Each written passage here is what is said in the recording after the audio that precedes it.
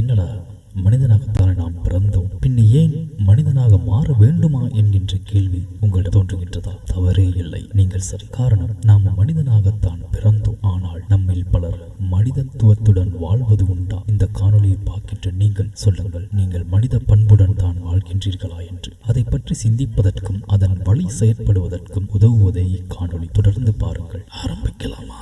இங்கு மனிதத்துவம் என்பதற்கு பல அர்த்தங்கள், பல விளக்கங்கள், ஏன் பல உதாரணங்களை கூட நாம் சொல்லலாம். அவை அனைத்துமே இதற்கு பொருந்தும். மனிதத்துவம் என்பது மனிதனிடம், ஏன் உங்களிடம் இருக்க வேண்டிய மேலான சிறப்புமிக்க குணங்களும் தன்மைகளும் ஆகும். விலங்கில் இருந்து மானிடன் பகுத்தறிவில் வேறுபட்டு மனிதன் என்று வெளிப்படுகின்றான். ஆனால் நம்மில் யார் அந்த பண்போடும் அந்த தன்மையோடும் வாழ்கின்றோம், இல்லனா மற்றவரோடு பழகுகிறோம் என்பது இங்கு கேள்விக்குரியதான விடயம். நீங்கள் சக மனிதனுக்கு, உங்களோடு இருக்கின்ற நீங்கள் அறிந்த அல்லது நேரில் கண்ட சக மனிதன் கஷ்டத்தில், துன்பத்தில், வறுமையில், ஏன் பிரச்சனைகளில் இருந்த போது நீங்கள் அவருக்கு செய்த உதவிதான் என்ன? இல்லையே அவருக்கு நீங்கள் செய்த நன்மைதான் என்ன? ஒரு கணம் சிந்தித்து பாருங்கள். காலங்கள் கடந்து சென்று சிந்தித்து பாருங்கள். நடந்தது அல்லது இடம்பெற்ற சம்பவங்களை மீட்டல் செய்து பாருங்கள். அதில் அங்கு நீங்கள் எத்தனை சக மனிதனுக்கு தன் மனிதத்தினை கொண்டு உதவி செய்துள்ளீர்கள் என்று. அப்போ அந்த தருணத்தில் நீங்கள் அந்த நபருக்கு பணமாகவோ பொருளாகவோ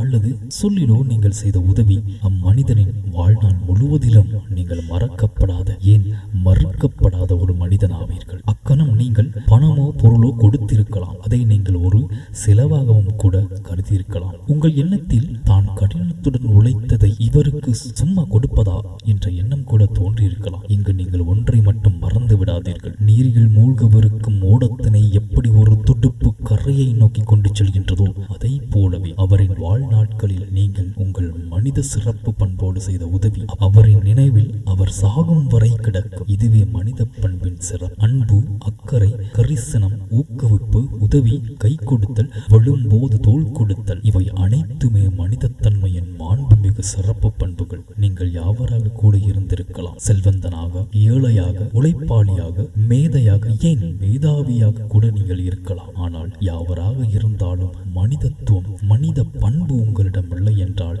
சமூகத்தில் உங்கள் மேல் மதிப்பு, மரியாதை இவை எதுவுமே உங்களுக்கு கிடையாது. சாதாரண ஒரு மனிதனைப் போலவே நீங்களும் இருப்பீர்கள். வாழ்வில் பணத்தை கொண்டு வென்றவர்களை காட்டிலும் நல்குணத்தினால் வென்றவர்களே இன்று பலர். அவர்களே மனதில் நிலைத்து நிற்கின்றார்கள். இப்போது நீங்கள் கூறுங்கள், மனிதத்துவத்திலும் காட்டில் மேலானது ஒன்று உள்ளதா? தினந்தோறும் உங்கள் வாழ்வில் ஒருவருக்கேனும் அல்லது உங்கள் காலடியில் சுற்றித் திரியும் ஐந்தறிவு பிராணிக்கேனும் அன்பு காட்டுங்கள், அக்கறை காட்டுங்கள். ஒருபடி சோற்றினை ஏனும் விஷம் வைக்காது கொடுங்கள். நீங்கள் குப்பையில் கொட்டும் உணவாக இருந்தாலும் ஐந்தறிவு ஜீவனுக்கு ஒரு முறை கண்போடு பகிர்ந்து பாருங்கள். அந்த ஜீவன் பாசத்தோடு உங்கள் காலடியில் சுற்றி சுற்றி திரியும். இங்கு வென்றது எதுவென்றால் அது உங்கள் உயரிய மனித பண்பு. நீங்கள் உயரிய பதவியில் பலருக்கும் தொழில் வழங்கும் ஒருவராக, இல்லையில் அதிகாரம் கொண்ட பதவியில் உள்ளவராக, சாதாரண வாழ்க்கையை வாழும் ஒருவராக கூட இருக்கலாம். ஒருவரிடம் பணிபுரியும் ஒருவராக கூட நீங்கள் இருக்கலாம். யாவராக வேண்டுமானாலும் நீங்கள் இருக்கலாம். ஆனால் உங்களை நோக்கி வரும் ஒருவரிடம்,